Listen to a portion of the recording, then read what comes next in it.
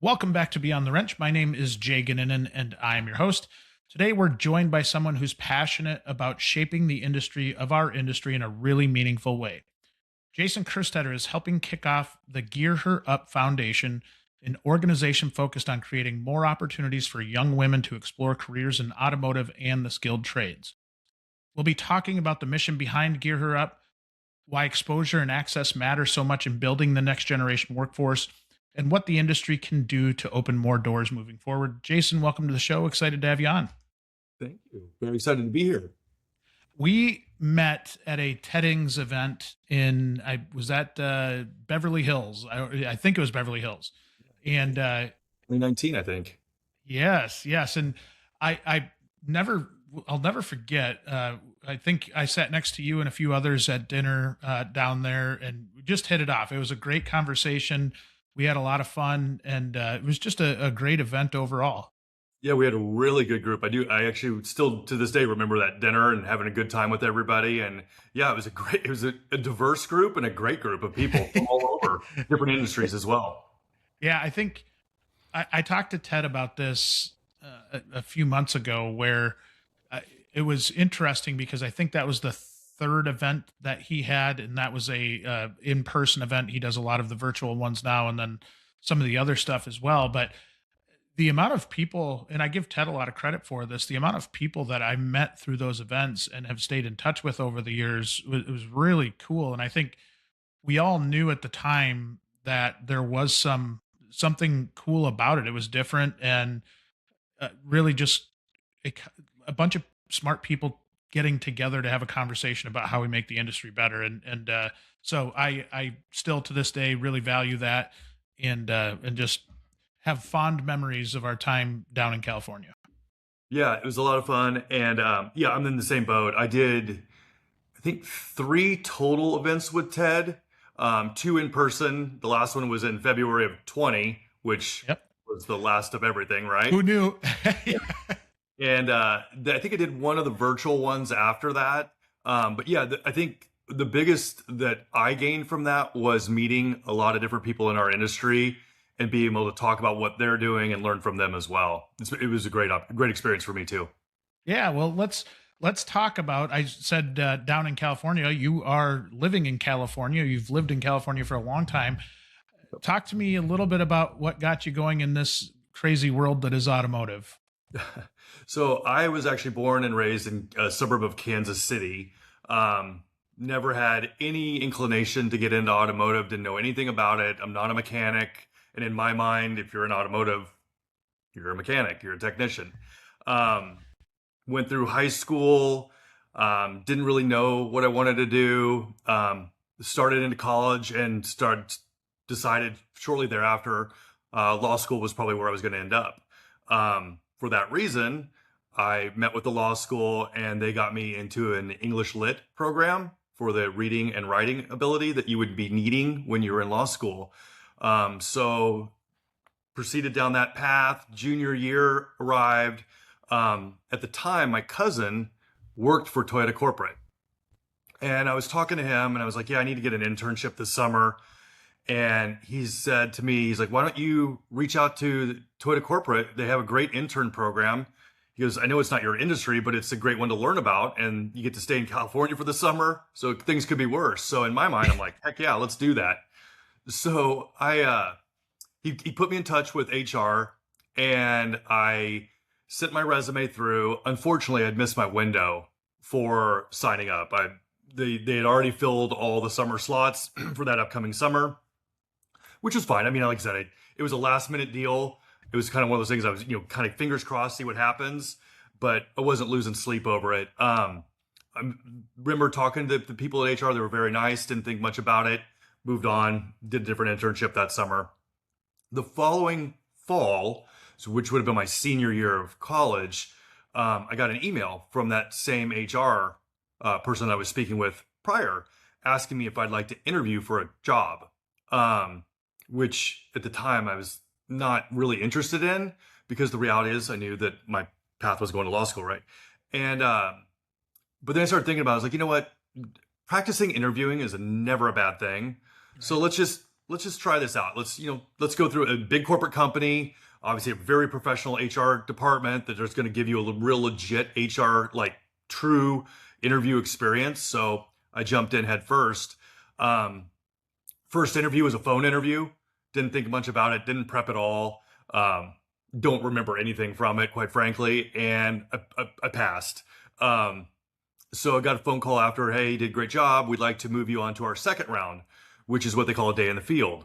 And so what they do there is they pair you up with a local factory rep, and you go out with them for the day. They pick you up, you meet somewhere, they pick you up, they take you to multiple dealerships or whatever their day was planned, and you just experience what they experienced on a normal day-to-day basis.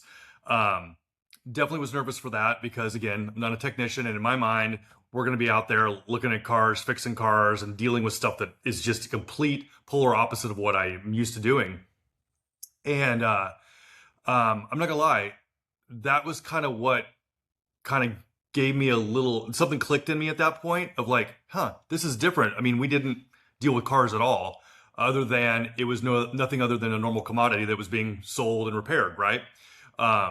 Dealt with financial statements, dealt with trying to help dealers sell more cars, service more cars, and had conversations about that. It was at that point, I was like, okay, this is not what I expected it to be at all. And now I was kind of interested, to say the least. And, again, I had a cousin that was in the industry, but he is a mechanic. His background was technical. He had come up moved through the ranks at Toyota as a technical trainer, and then moved up to a field technical specialist, and then kind of kept going from there up into management. But, I still thought it was on more of the technical side of everything. So, I finished that day and I was like, wow, this is different. It's kind of neat, but still same old thing, going back. Week later, got a phone call again. Hey, passed. We'd like to move you to the third and final round, actually. We'd like to fly you to California. You're going to do in-person interviews on a Thursday all day. And as a thank you for going through this process with us, we'll give you a car in your hotel for the weekend. So in my mind, another round of interviews, more practice, definitely was interesting, but I didn't know that I was interested in the job. But free weekend in California, free car for the weekend, from Kansas, sign me up. So hopped on the plane and flew out here, did my round of interviews, had a great time, enjoyed the weekend, and flew back. Shortly thereafter, I got a phone call that they wanted to offer me a job. So that was the moment of truth for me.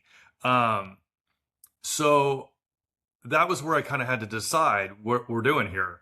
I still wanted to be a lawyer at the time, but I really did like what I saw, and I knew that Toyota was a very good company to work for. So long story short, I took the job, and I thought to myself, well, I can always go back to law school.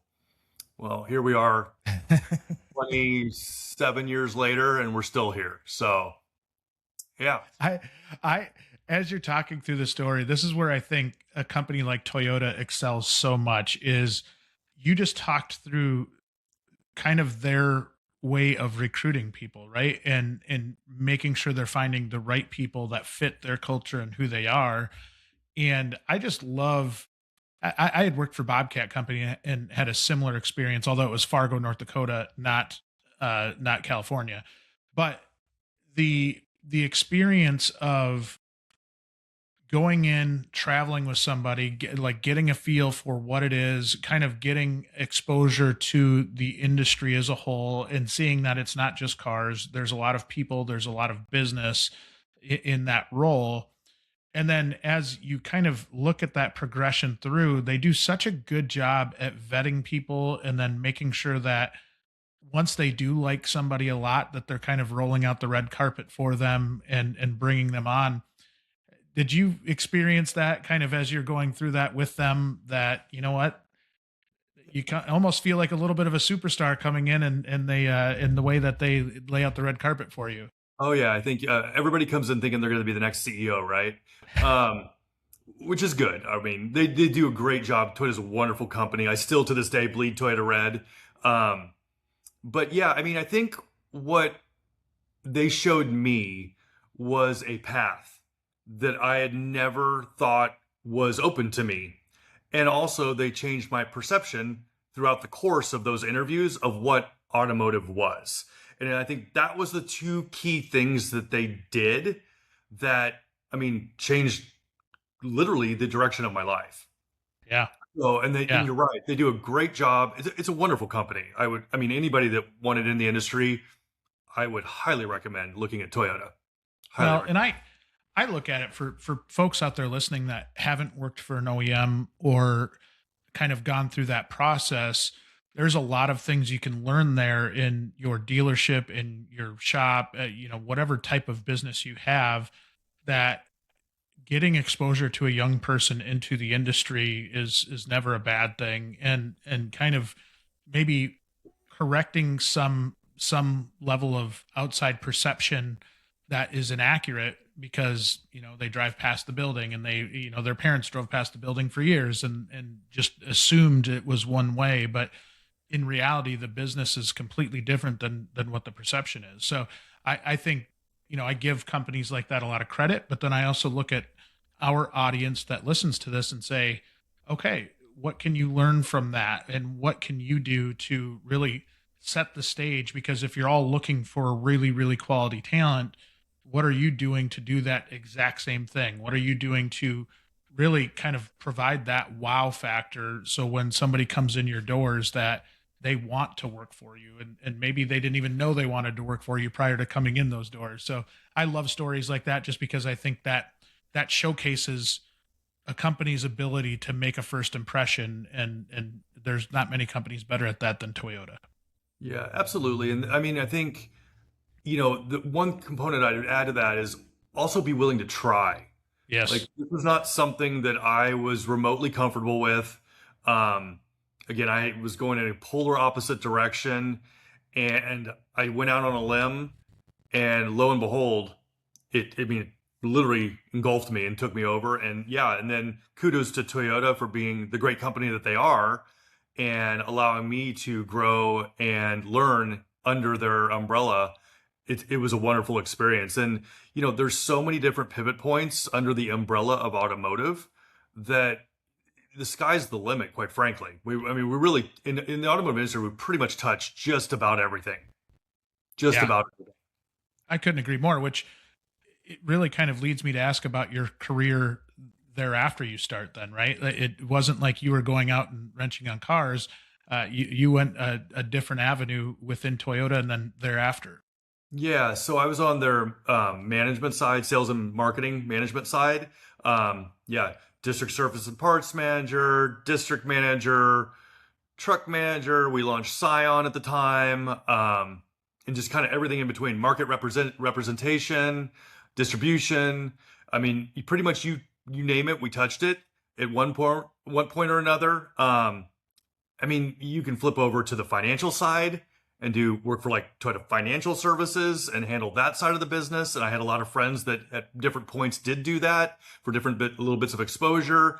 I mean, and even under the umbrella of sales and marketing, at the time you could be Toyota, you could be Scion, which is obviously now no longer around, but you could also be Lexus. So I had a lot of friends that we split off in early on, and I went down the Toyota road and they went down the Lexus road, and but we're all doing the similar jobs, but just managing a different product. And that's really what it is. It's a product at the end of the day. It's a great product, and it's a very expensive product, but it's nonetheless, it's a product, and you are selling it and promoting it and marketing it and ensuring our franchise dealers have the best opportunity to sell and market and promote those vehicles as well.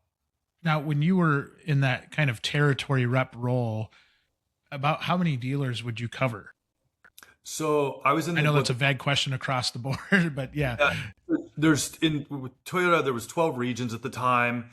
I was in what they called the LA region, so we handled Southern California.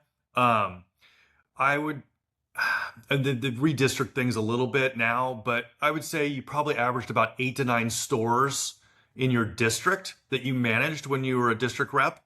And then you were either on the service and parts side or you were on the sales side. So fixed ops and variable ops. were they all within driving distance, or are you flying to these dealerships? So, I mean, I guess you could say I was lucky in the sense that I was all within driving distance. But in California, that's a very loose term because there were days that I was in 4 hours of traffic each way to get to a dealer with traffic jams and whatnot. You really learn traffic patterns very well, when you have to leave the store and or just get comfy and plan on having dinner in the area and driving home later. Um, the LA office has two what they deem travel districts, but they're not. You don't fly. You would get a hotel and stay for a number of days, whatever you needed to in your area. But yeah, I was in a what they deemed a you were staying at home every night for the most part. Um, I'm trying to think. Yeah, no, there's no other region for Toyota that I can think of that you don't have to get on a plane at some point. Yeah. It's Yeah. And I'm sure there were days where a plane seemed easier than the 4 hours of traffic. honestly, yeah. I mean, I could have been a lot of different places in 4 hours on a Yeah. plane, that's for sure. But you get a lot of phone time. So, I mean, the one thing I will say about being stuck in traffic is you can make a lot of phone calls and you can create a lot of connections. This is a people business. So the more calls you make, the more you can connect with your clients, which are your car dealers that you work with. The better you can get to know them and the better you can help them and serve them at that point. So you learn to use your time wisely. And I will tell you this though, you know where all the good bathrooms are along the freeway. I was talking to somebody about that. I learned that from a one of my best friends who I shared some territories with. I was on the service and parts side. He was on the sales side, and he taught me early that you get comfortable walking into hotels because that was that was his travel secret was I'm not going to the gas stations. I'm going to the hotels because the bathrooms are clean, and I go to a lot of these hotels, so it's you know what I'm going to utilize the facilities whenever whenever I need them. That's right. Hotels, libraries, yeah, stuff like how that. how did you?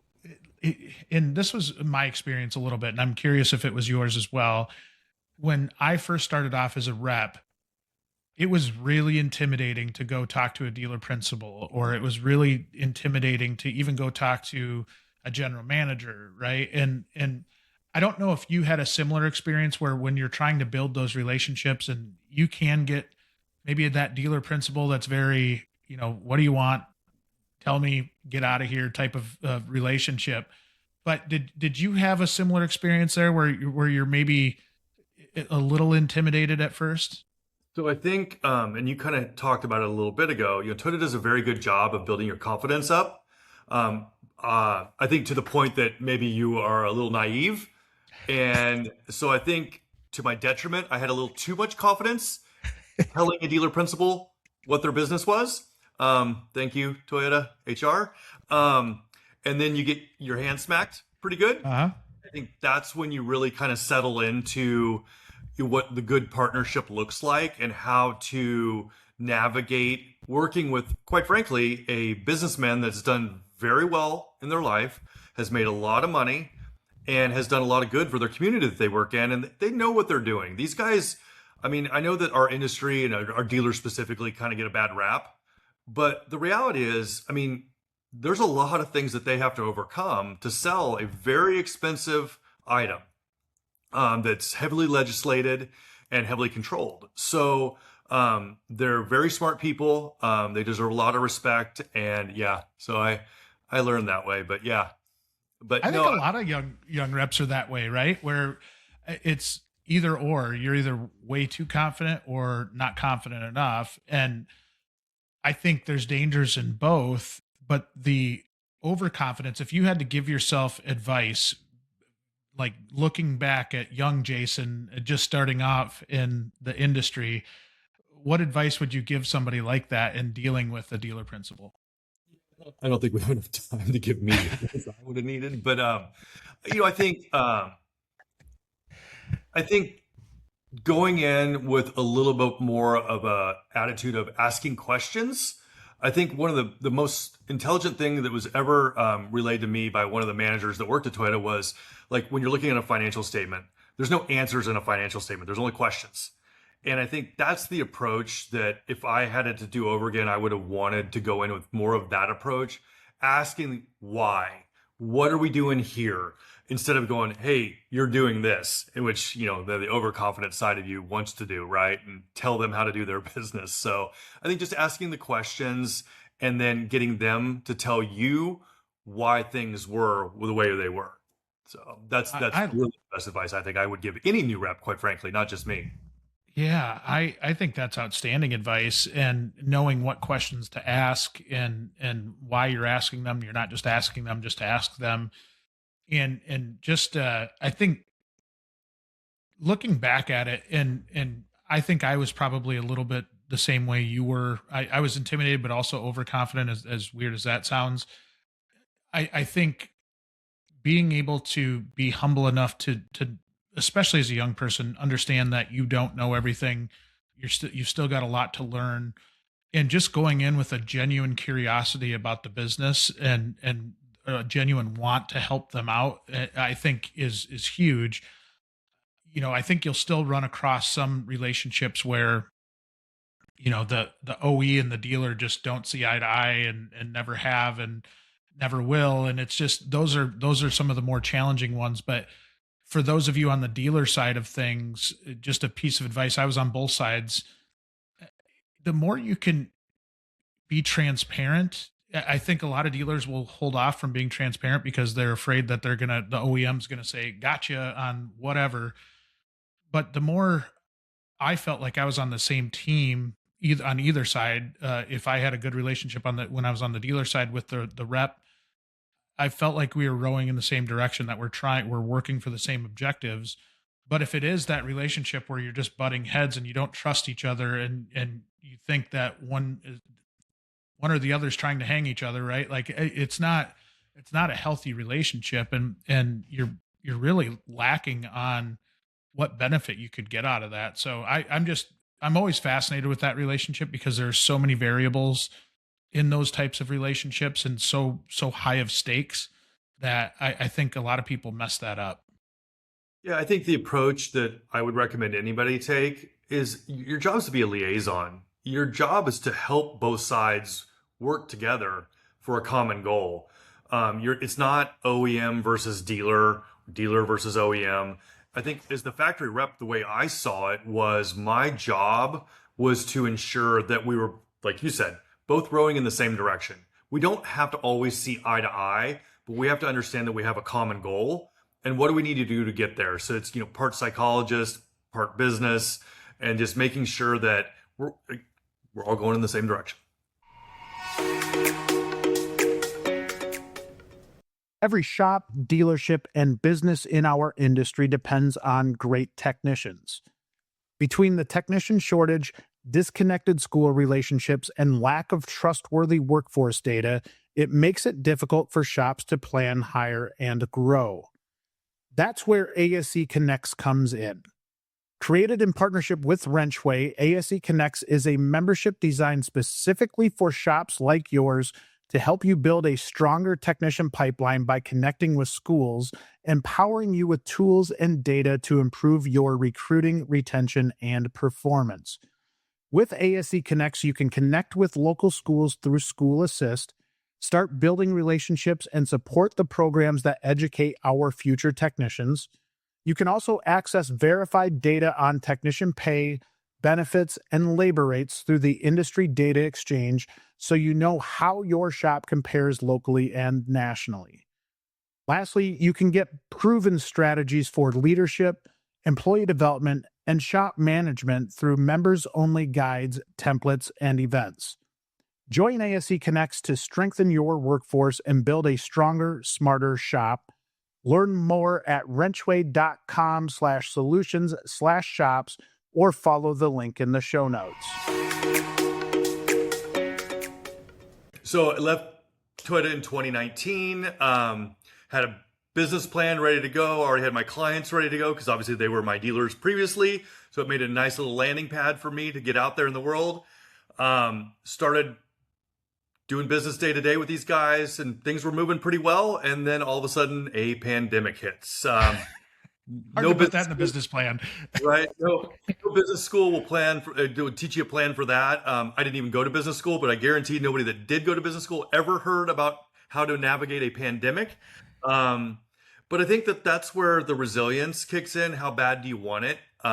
Jay, you were obviously in business as well, so you had to navigate that, and it definitely wasn't fun, especially being a business owner that was only in business for less than a year when that occurred, because even like the loans that they were offering through the government, I mean, I applied for one, I got one, but it was only a few $1,000s because I didn't have a history and stuff like that. So there really wasn't much for me at that point. Now, obviously, I didn't have to pay anything because it wasn't very much money, but yeah, so worked our way through that. Brought on some business partners, just weaved my way through everything. Luckily, I had a good, strong support system of partners to help work through the business stuff that was going on in the pandemic. I don't ever want to go through that again. I will tell you, I mean, as probably it's still not fun per se, but it's definitely better than what it was a few years ago. But yeah, so just kind of navigated that a little bit. And I think my goal was always to just try to simplify marketing for dealers and just break through all the nonsense. I had seen a lot of different marketing programs throughout the years. Obviously, Toyota works with some great marketing partners, but I just think a lot of times it gets really convoluted. And I'm not saying that they didn't have the best of intentions with what they were doing, but I think that maybe they got pressured to kind of come up with something new, some new widget, some new program. And really, you just get back to the basic blocking and tackling. And that's really what it is. And like my focus is, I've always loved fixed ops. So my primary focus is working with fixed ops departments, even in the last 6 years. And the reality is with that, retention is what drives your department. Conquest is not where your bread and butter is at. I'm not saying you don't want to drive new customers in. For sure you do.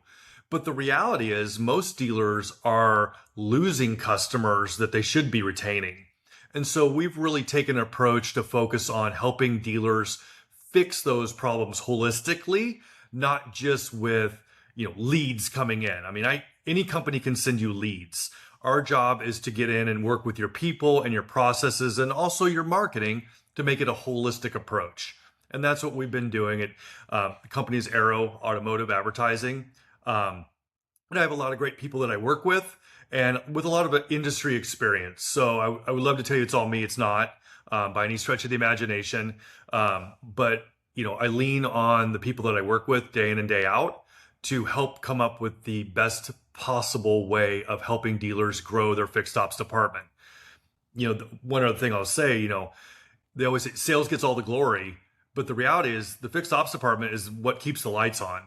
And I am very proud that we are seeing an industry shift and a more focus being put on the back end of the dealership now than ever before. And if it's any time for anybody to want to jump in to the fixed ops world, now is definitely the time, because it's a lot different than it was even 26 years ago when I started. So I couldn't agree more. It is fun to see kind of this positive momentum. I still think we have a long way to go in a lot of the stuff that we talk about with technician happiness and making sure that we're treating our people well, and the people that are producing the hours and throwing the boxes out at the end of the day. Those are the ones that really, I think, hopefully more attention continues to be shined on that, but I think it is. And I think we're getting to the point to where it is more, I don't want to say sexy, because we always talk about the front end and that part being kind of the really, really cool part, but you are seeing so many more dealership executives open their eyes to the fact that the fixed op side is a good business, and there is a lot to be had out of that. And so it is fun to see that part. I couldn't agree more. Yeah. It's been nice to watch. And honestly, I think the sexiness factor definitely has also shifted a little bit too, because the reality is, when I started, dealership shops were the equivalent of a coal mine, right? Yeah. Dark, dingy, dirty. I mean, no windows.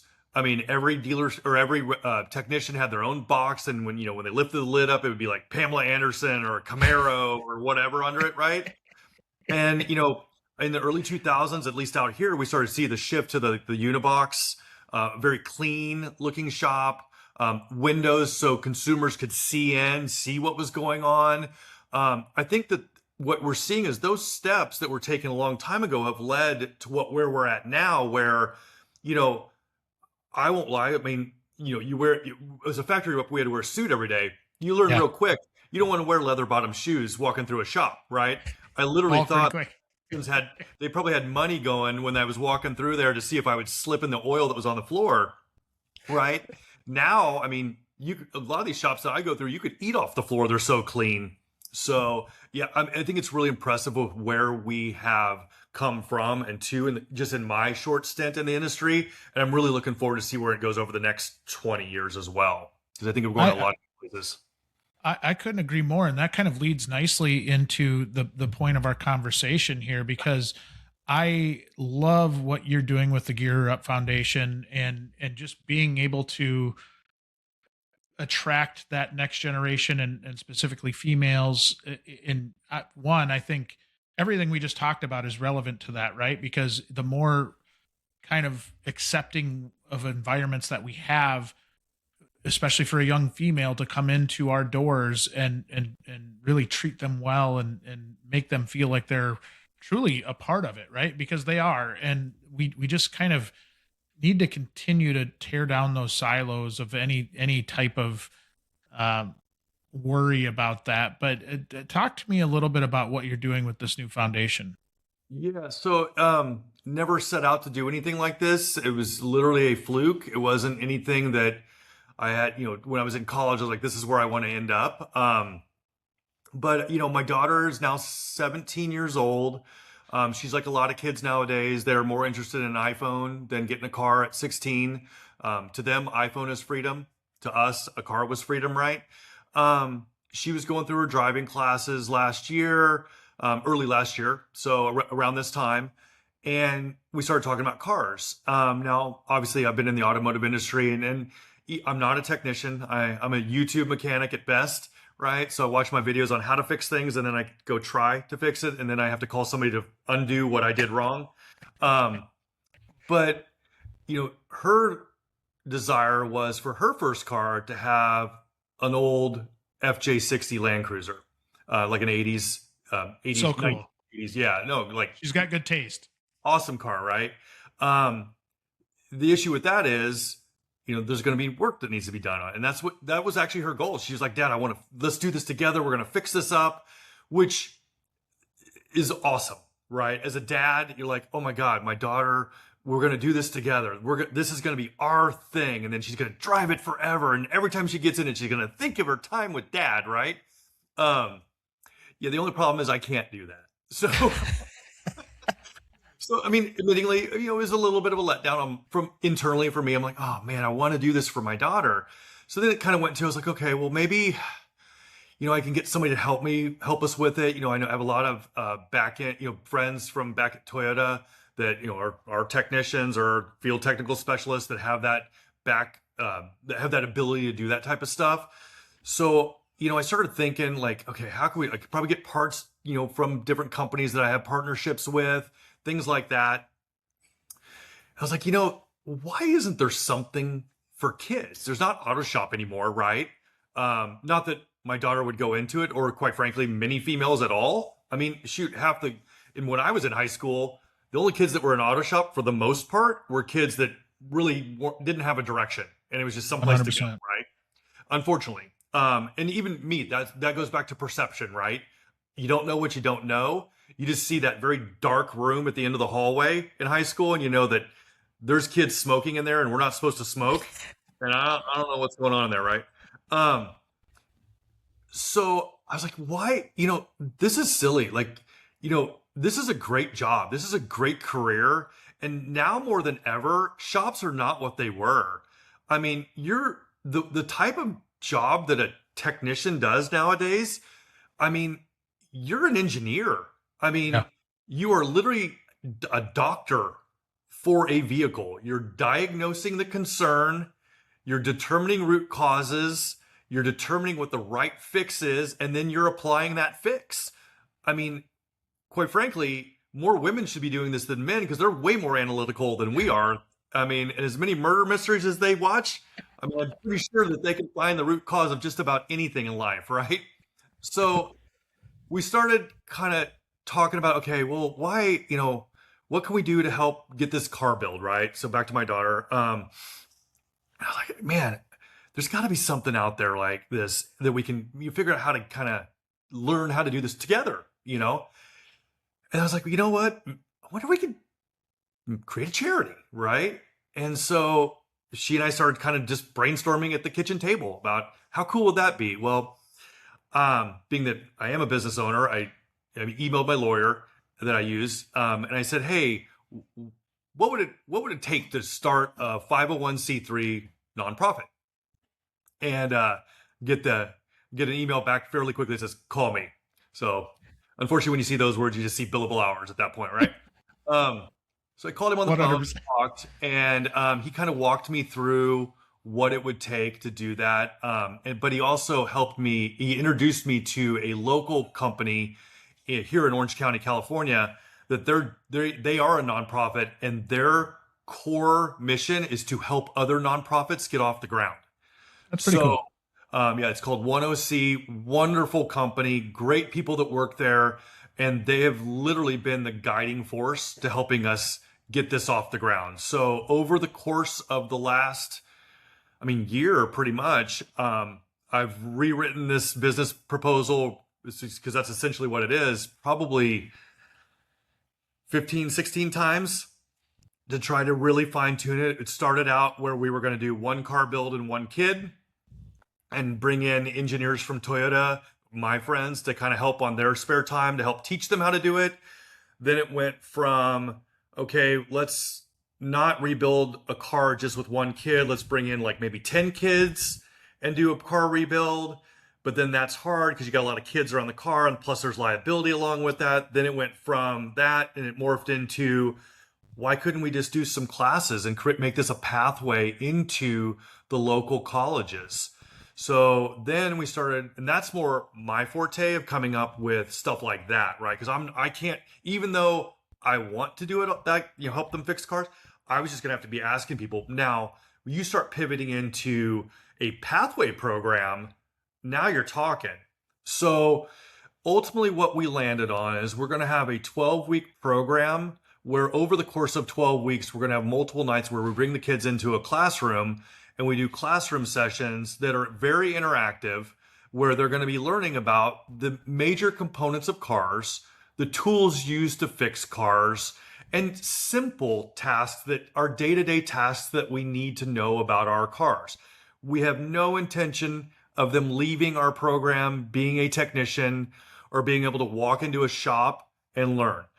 Our goal is nothing more than what I told you earlier. Like when I did my day in the field with that factory rep at Toyota, where that changed my perception of what the industry was. Our goal is to create a path that changes perceptions of kids. And that's what we are hoping to do. Now, we do have the component of actually wanting to restore a car with them on the side, because the second half of our program is the kids that graduate our program. We want them for the next 12 weeks to help us raise money for the upcoming classes. So we are going to be building cars alongside the classes, kind of parallel, for liability reasons, as you can understand, both for the safety and soundness of the vehicle that we're going to be taking out to car shows. We have to make sure that's safe for the people taking it there. Also for the safety of the kids, that they're not technicians. We have, they've never, most cases, never even been around a car. So we don't want them getting hurt either. So we'll be working on a car in tandem, but parallel to the classes that are going on, so the kids can kind of see the progress of the car alongside learning in class. And we have a lot of field trips planned for the kids. The beautiful thing about California is we have a great car culture out here. Oh, so there's a lot I'm of jealous. things to show them. And we will be able to take them to a lot of cool things and a lot of events along with the program that we're doing. But then the second 12 weeks, the kids will be taking the car out, going to local car shows, the donuts and, coffee and cars and things like that, showcasing it, asking people to donate to the foundation. And then our ultimate goal would be to pivot this into a more permanent type program where we can get enough money raised to build a facility and then start providing scholarships for kids that want to go on. So we have lofty goals. We have nothing but time though. And we have a lot of energetic people. It's not just me now. Full disclosure, I have a very good group of people around me helping us. We have former engineers at Toyota that are helping on our board with this. I actually have the pleasure of bringing in the district psychologist for the local school district. She's going to help teach life skills to the kids along with what we're teaching them. So we're trying to make it a holistic of approach of not only do you learn skills about cars and how to safely jack up your car, how to safely remove a tire, how to change a battery, the basics, right? Change your oil, but also life skills as well. How to manage difficult situations, how to overcome obstacles, things like that. So we're trying to take a holistic approach to everything that we're doing.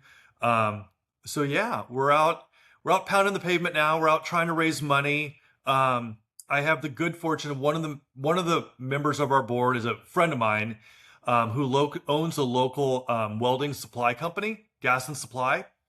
So Encore Welding, which is a local company out here, they supply the gas and supplies to all the local contractors and stuff like that around town. They're letting us use their facility right now, and they're a part of a lot of things already. So tomorrow night we'll be at the event for the American Welding Society. We'll have a booth there. They were nice enough that we will actually, in our booth, have I believe it's through Lincoln. Don't quote me on that, so I apologize. Yeah. But it is a VR welding machine. So they'll put on the welding helmet.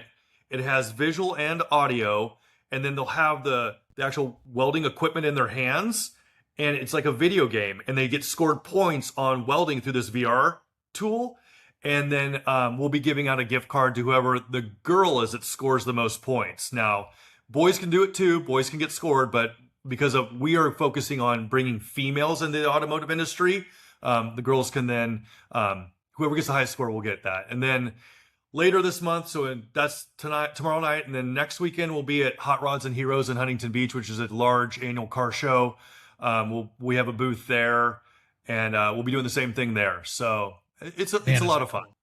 Yeah, it is.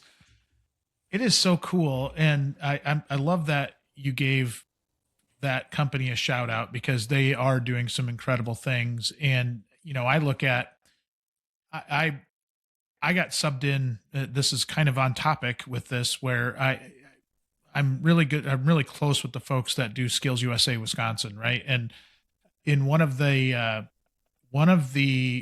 competitions a few years back, I had to run an interview station where I'm interviewing the students, and a lot of them were they were going to school for welding, and a lot of them were young females coming into welding school, and I was blown away by the skill level, how polished they were, how intelligent they were in the interview process, and almost to the point to where I've got a lot of friends that are welders, and I was like, "You're going into welding, huh?" And it was, you could tell they were fully capable of doing whatever it was that they wanted to do in their lives, but they were choosing welding because they loved it. And I think what you're doing with all of this introduces people and almost gives them permission to pursue something that maybe they traditionally wouldn't have. And I think that is so important because there are a lot of young people and a lot of young women that would love to get into this industry, but maybe don't have that avenue or don't have that visibility to what opportunities are out there. So what you're putting together in this program really plants that seed and makes them feel confident in a world where maybe they wouldn't have otherwise. So I just love this. Yeah, so when I reached out to Ben, he's the one that founded Encore Gas and Supply. I mean, he didn't even flinch. I mean, it was immediately, absolutely, I'm in on this. I've been friends with him forever, but we went to dinner and we were talking about it. And he's like, Jason, I've been doing industry events at our facility for years. And he goes, it's like everything. It starts small. I bring in all the vendors that we work with and, let them kind of talk to people that would just want to come in and learn about the industry. He goes, first time we did it, we had like, 5 or 10 people that showed up. He goes, now we have 200 to 300 people that show up every time we do it. And he said, I've seen the amount of women coming to these events grow exponentially over the years.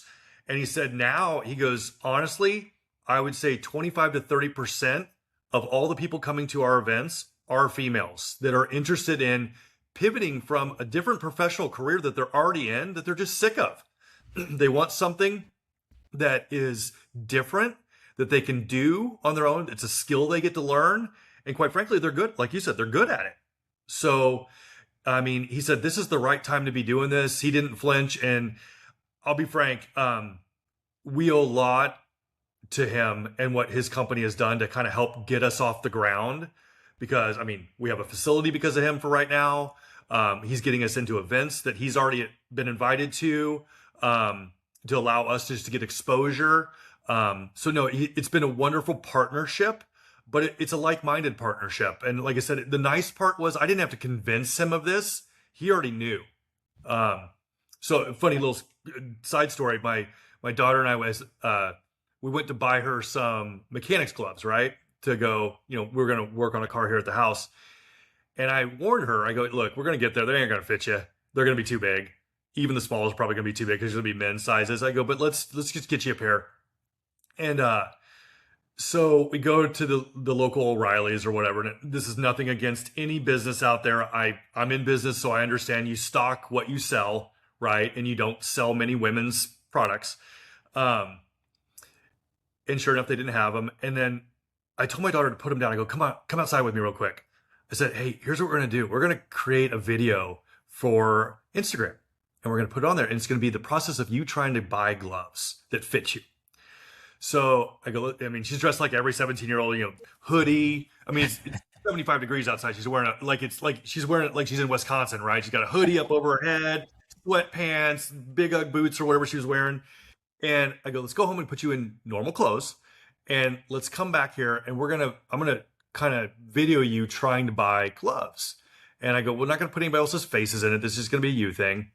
And so she asked the guy a question. She was like, hey, do you have gloves for women? And he's like, everything we have is there on the right, which we already knew, right? So obviously we found out they don't have gloves. I go, okay, now let's go to like one of the big box places. So there's a Lowe's by us, right? So I go, this will be fun because the reality is I pretty much know what we're going to get ourselves into here. They're going to have the same selection of gloves like O'Reilly's did. I go, but they will have another selection of gloves that will fit you, and we'll get a video of that too. So I didn't tell her what it was going to be. So we get there. Sure enough, you go to the more of the hardware section and they have the gloves, right? Don't fit her. We videoed that. Then we went to the gardening section where we All found kinds a of gloves. lot of gloves that fit her. So it was that's where the marketing background kicks in. So we were able to create a fun little video to create and put on social media to showcase the barrier of entry.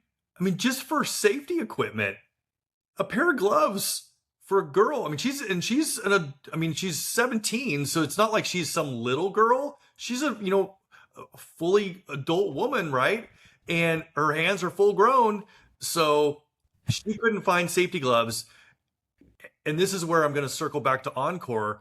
I texted Ben, just jokingly, we just went around to buy gloves for her, couldn't find them anywhere, so we videoed it. It'd be fun we're going to promote this. And he goes, what are you talking about? He goes, we have women's gloves. He goes, we have a whole women's section. He goes, 25% of our retail area is dedicated to women. No way. I'm like, so this is just showing the synergy that we had right off the bat with where we're at. And I'm really excited about what we're doing. I think the sky's the limit. But yeah, we're just in fundraising mode now, and we have a lot of goals. The first thing will be get the inaugural class off and running. We're hoping to start that probably in the next couple of months. It will be a pilot class. We need to raise money to start our first car build, and then facilities, and then scholarships, and we're going full steam. We're going for it. I love this initiative. I love the fact that and I think I mentioned this to you in our pre-call or our pre-podcast meeting, where that was a blind spot for me when I was in industry and had some female technicians working with me. And, we did a roundtable at something we had called Techmission a few years back. And it was an all female technician panel that we had. And one of the ladies on the panel said, one of my biggest frustrations with being a technician, they were all working technicians. One of my biggest issues with being a technician as a female is we can never get uniforms that fit us correctly. It's always a man's uniform.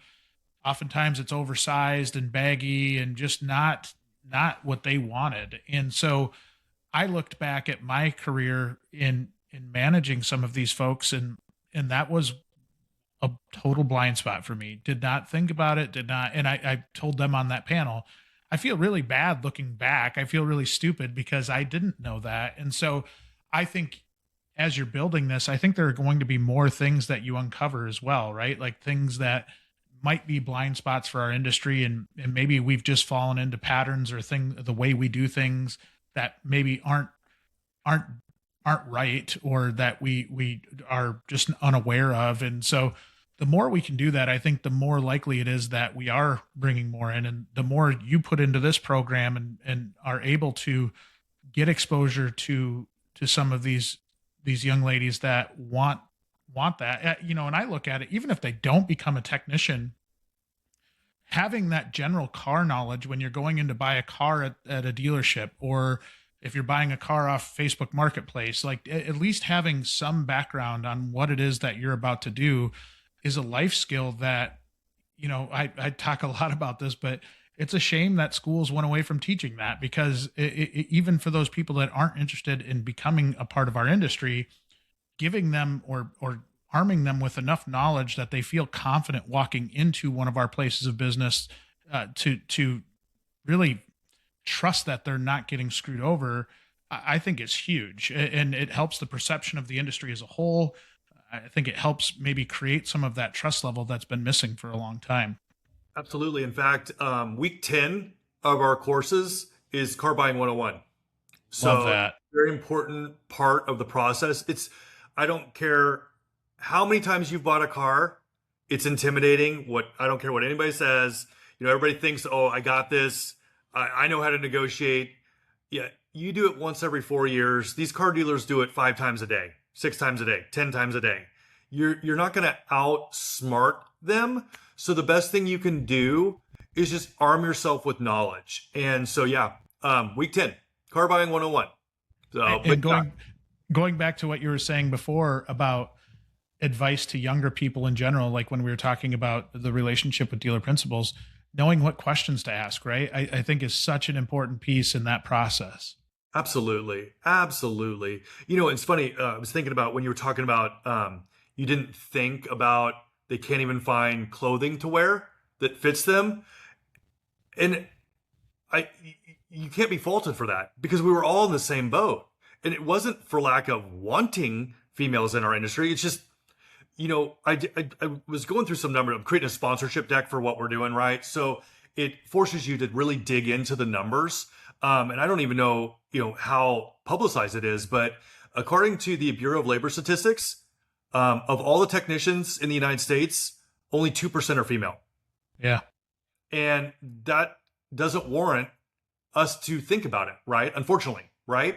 But we need to, because over the next 5 years, again, according to the Bureau of Labor Statistics, there's going to be 1 million new jobs under the umbrella of automotive, welding, and electrical.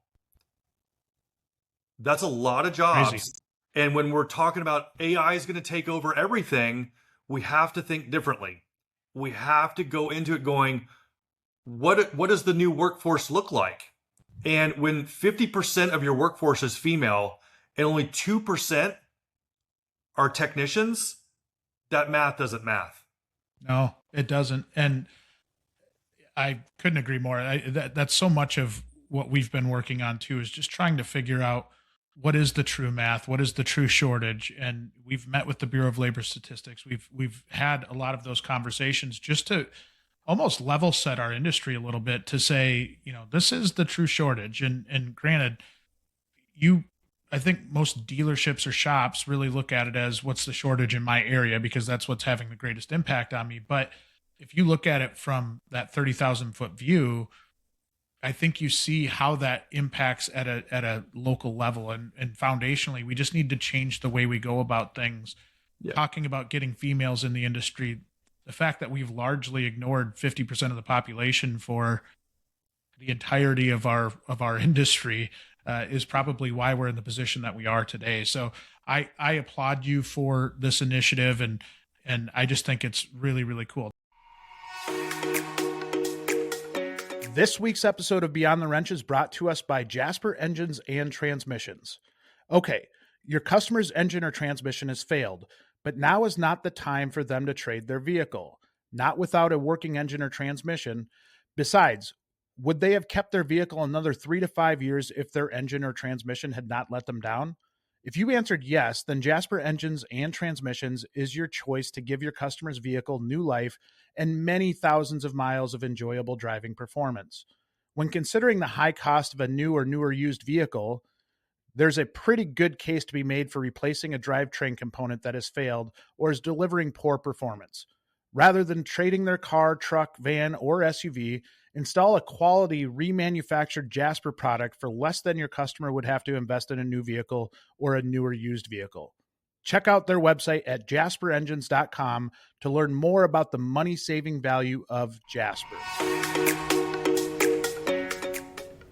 Now, before we end the podcast, we do have some kind of quick-hitting fun questions that we like to ask our guests, Right. and just trying to get to know you a little better. So, first question is, what was your first car? A 1976 Super Beetle, Nice. in Kansas City. painted in Ferrari red. Really? So it didn't stick out at all. No, I remember I made my dad take me to the local. We didn't have a Ferrari dealership where I grew up, but we did have a used exotic dealership. So my dad humored me and allowed me to go in there and ask him what the paint code was for the red. Now you can't buy Ferrari red, obviously, but we got it pretty close. I felt Get a good blend. it wasn't going fast, but I felt fast. That is awesome. That's a good one. What is your favorite type of food? Oh, gosh, that's a tough one. So, sushi and Mexican. I mean, living here this close to, we jokingly call it Orange County, Northern Mexico. Yeah. We have amazing Mexican food here. But I also love the sushi here too. So it's really tough. I could probably go either way and live on them 24 hours a day, 7 days a week, 365 days a year. I'm the same way. In both of those regards. Were you a sushi fan before you moved to California? I never ate it in my life. I grew up in Kansas, man. We are way far from the ocean. I am not touching raw fish. So, honest to God, my first time ever trying sushi was in Redondo Beach when I worked at the corporate office in Torrance. Some friends took me to a local little sushi restaurant, and the rest is history. What, last question. What is a good piece of advice you got from when you were younger? Ooh, that's Or the good. best piece of advice? This is a tough one. Yeah, my dad was always really good about trying to teach me to put in the work, put in the hard work, excuse me, to really learn and master what you're doing and understand everything about it. Don't go into something half-cocked. Don't go into something assuming. Learn, study, really dig in, and also be willing to help. Which is truthfully, I'm not saying we wouldn't have gotten here with this foundation without my dad the way he was. But my dad was a really giving person and almost frustratingly giving growing up. But I mean, if anybody called him at the drop of a hat, he would run over and help. And he could fix anything. And that was kind of his claim to fame, was that, if you needed something, if something was broken, he would come help fix it. But he learned how to fix it by just studying. If he had to hire somebody, which he hated hiring somebody to come fix something, my dad was hovering over them the whole time. What are you doing there? What are you doing there? And so that's what, and now my wife jokes about that to this day, that unbeknownst to me, I do the same thing. I'm hovering. What are you doing? What are you doing there? Because I want to learn how to do it. And it's not that I want to hire somebody again. It's just I want to understand. And I think that that's the best advice. And that's, quite frankly, what I do for my kids. My son wanted one of those gaming computers in his room. I made him build it. So, and I've never built a computer either. But for Christmas 2 years ago, I told him he could ask for all the components. And then we hopped on YouTube and we built a computer from the ground up for him for his bedroom that is a gaming computer. So, I think that's what I've probably learned the most from growing up. Excuse me. Man, that is great advice in general. And Dad sounds like a phenomenal person. Thanks. Now, as we conclude here, how do people follow along with what you're doing here? And as if maybe they want to reach out and want to donate, or they at least just want to follow along and support the cause, what are the best ways to do that? Yeah, so we have our website. It's www.gearherup.org. That will have all the information about everything we're doing. It'll have upcoming events. You have a section, you can see who's on the board for what we're doing.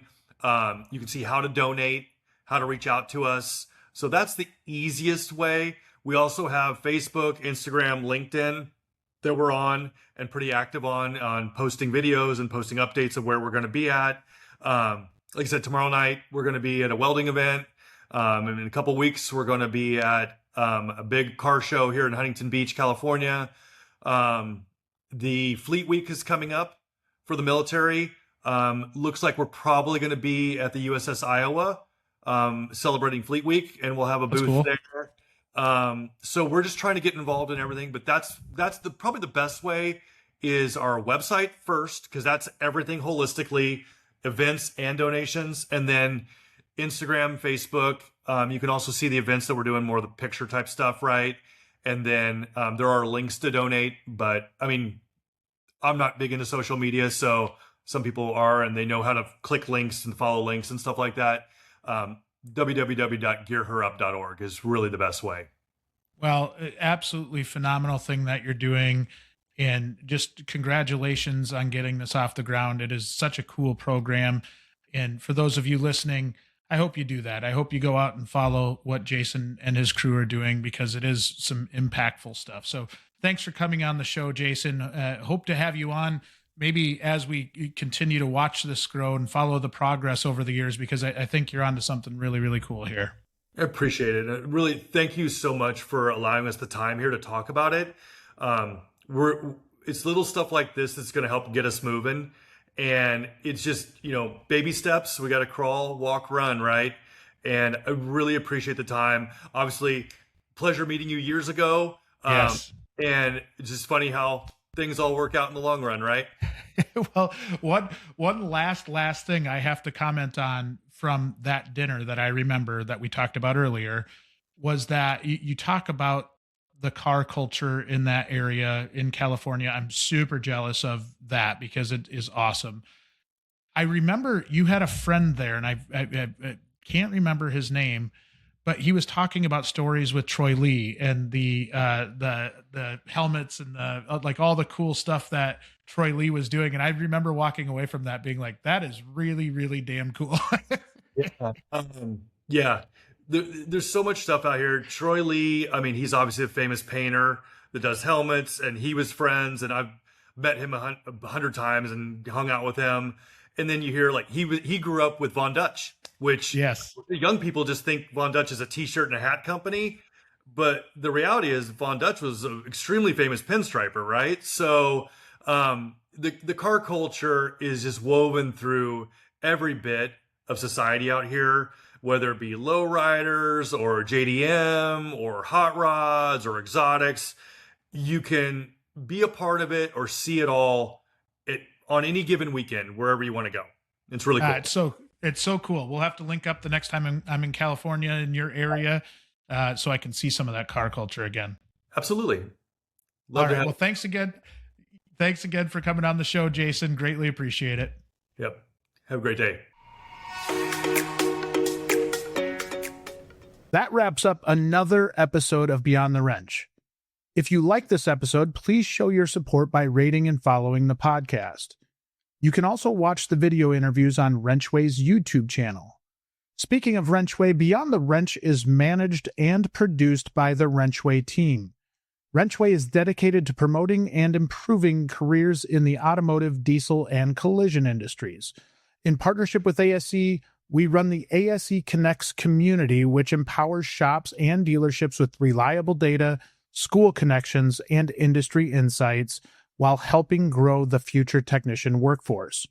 You can learn more by visiting WrenchWay.com. Thank you so much for listening. We'll see you next week.